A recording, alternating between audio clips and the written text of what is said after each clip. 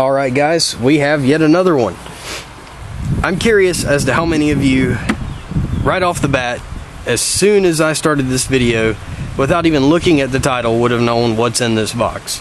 It's obvious it's going to be a Ruger pistol, but as far as I've been able to discover, only one type of Ruger pistol comes in this specific box. The Ruger Model 2245. I've had this pistol for about 3 months now, maybe 4 months, right around there. I haven't been able to do a heck of a lot of shooting with it. I have put probably about 500 rounds through it, which for me is not a lot of shooting with a 22 because the ammunition is so cheap. But it's enough that I have fallen in love with this pistol.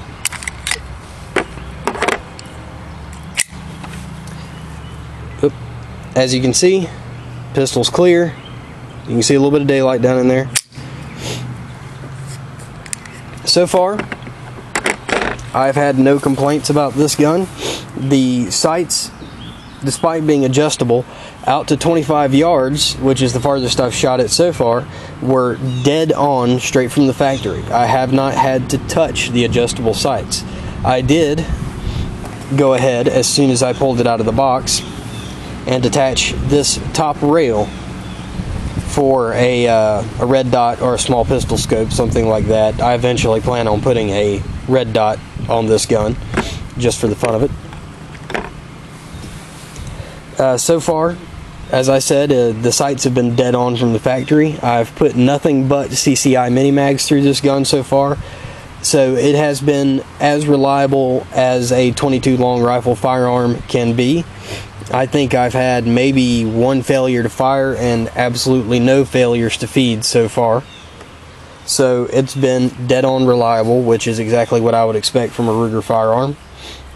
One thing I have noticed is the ergonomics for this pistol are a little strange. I've been told, I haven't done any research on my own, but I've been told that this was designated the Model 2245 because it was intended to be a training pistol between itself and the Model 45 caliber Model 1911 pistol. And I've noticed that as far as the placement of a lot of controls go, all the controls go, it is relatively like the 1911 pistol. All the controls are in the right place, even if they don't feel quite the same.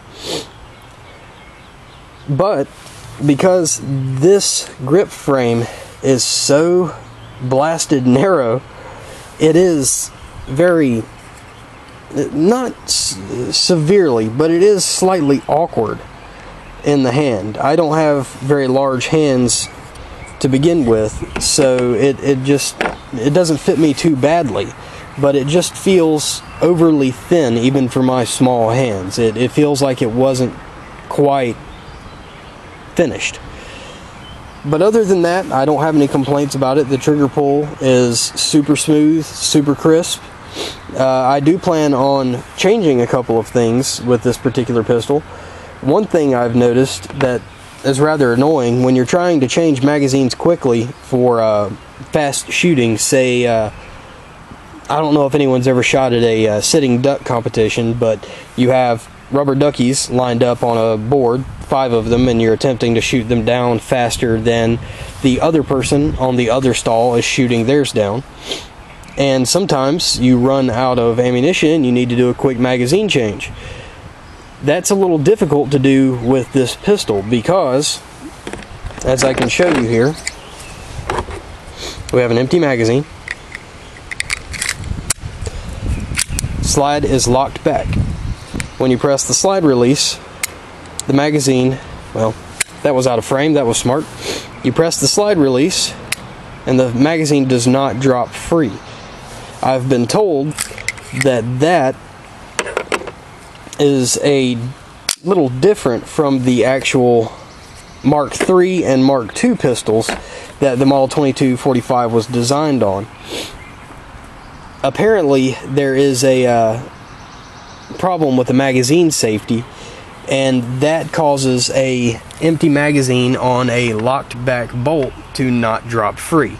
I've been told that there are several Mark II, I believe it is, bushing kits available that you can use to replace that magazine safety if you don't mind not having a magazine safety and voiding your Ruger warranty.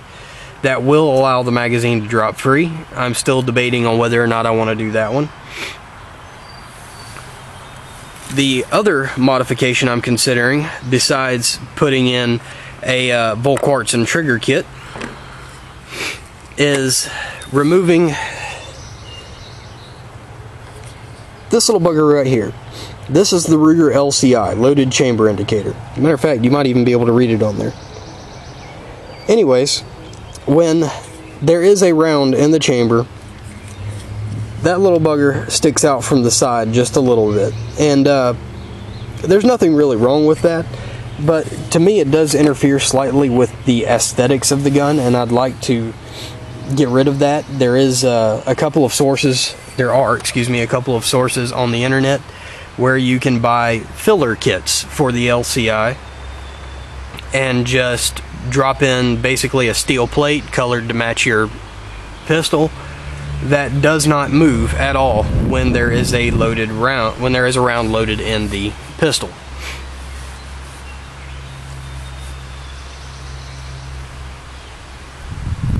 I am also considering installing one more addition, and that is a Volquartsen. I'm not sure if I'm even pronouncing that right. I believe it's Volquartsen. Volquartsen Exact Edge Extractor, which is actually, I've been told, a Ruger 1022 part, but can be installed on the 2245 or any of the Ruger Mark 1, 2, or 3 pistols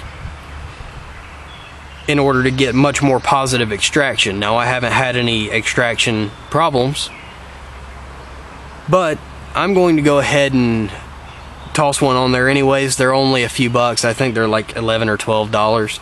That's not a lot of money to spend, and they only take 5 or 10 minutes to install.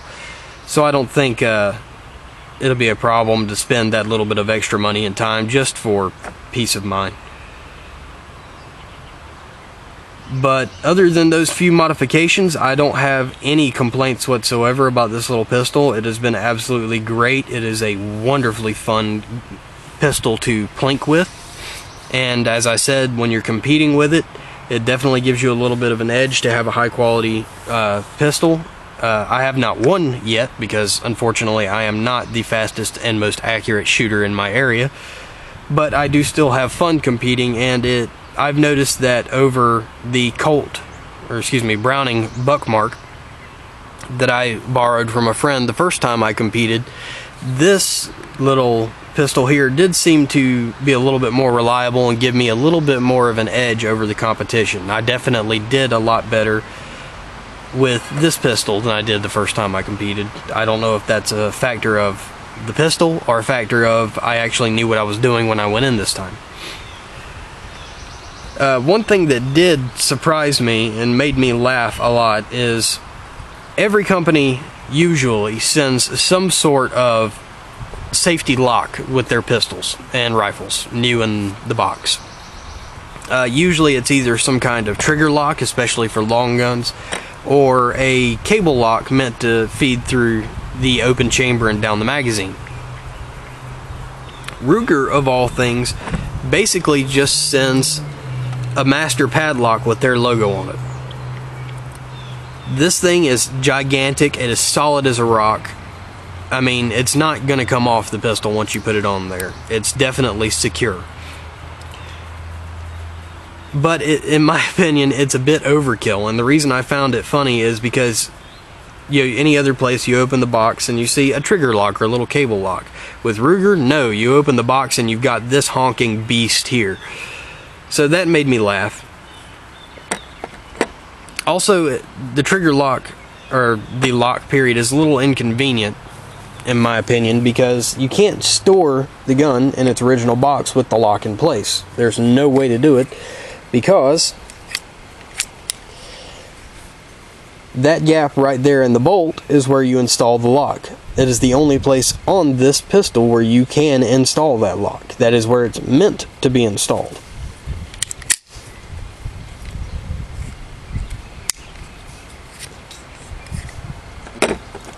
So there's no possible way to have that bolt drawn back with a lock in place and still get this pistol inside the box it came in from the factory.